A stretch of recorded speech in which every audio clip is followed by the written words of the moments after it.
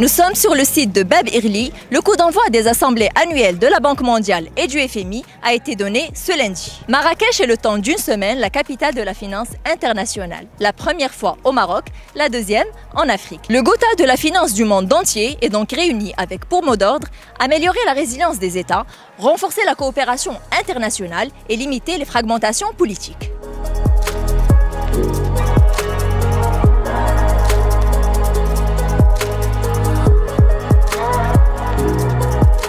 Le fait que nous soyons tous ici aujourd'hui montre la résilience du Royaume du Maroc après ce terrible tremblement de terre qui a touché notre pays.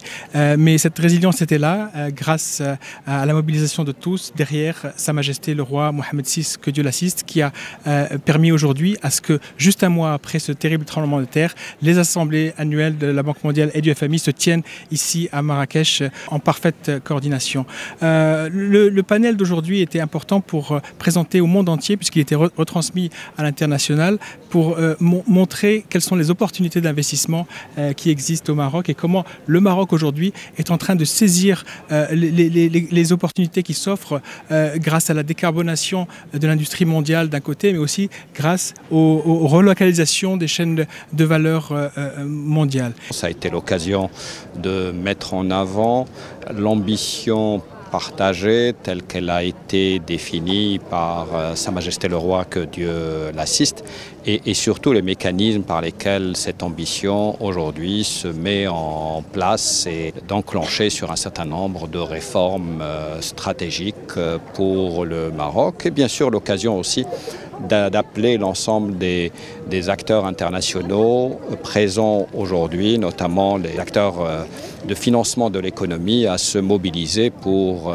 accompagner le Maroc dans cette dynamique de transformation qui est conduite par Sa Majesté, que Dieu l'assiste.